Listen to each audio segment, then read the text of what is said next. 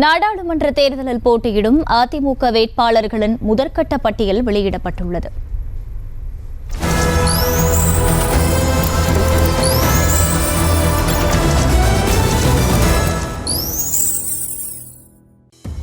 வடசென்னையில் Royapuram R மனோவும், தென் சென்னையில் முன்னாள் அமைச்சர் ஜெயக்குமாரின் மகன் டாக்டர் ஜே ஜெயவர்தனும், காஞ்சிபுரத்தில் ராஜசேகரும், அரக்கோணத்தில் ஏஎல் விஜயனும் போட்டியிட உள்ளதாக இபிஎஸ் அறிவித்திருக்கிறார். மேலும் கிருஷ்ணகிரியில் ஜெயபிரகாசும், ஆரணியில் கஜேந்திரனும், விழுப்புரம் தனி தொகுதியில் பாக்யராஜ் என்பவரும் போட்டியிடுகின்றனர். சேலத்தில் விக்னேஷ், நாமக்கல்லில் தமிழ்மணி, ஈரோட்டில் பாஜக எம்எல்ஏ சரஸ்வதியின் மருமகன் ஆற்றல் அசோக்குமார், கரூரில் தங்கவேலு, சிதம்பரம் தனி தொகுதியில் சந்திரஹாசன், நாகையில் சுர்ஜித் சங்கர், மதுரையில் டாக்டர் சரவணன், தேனியில் நாராயணசாமி, ராமநாதபுரத்தில் ஜெயபெருமாளும் போட்டியிடுகின்றனர்.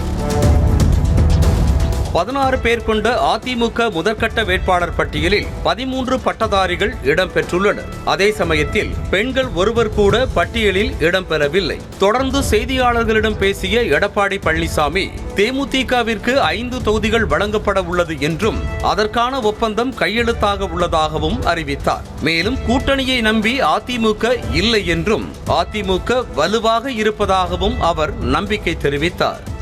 தேசிய முற்போக்கு திராவிட கழகம் தேமுதிக பொறுத்த வரைக்கும் 5 இடங்கள் அவர்களுக்கு வழங்கப்படும்.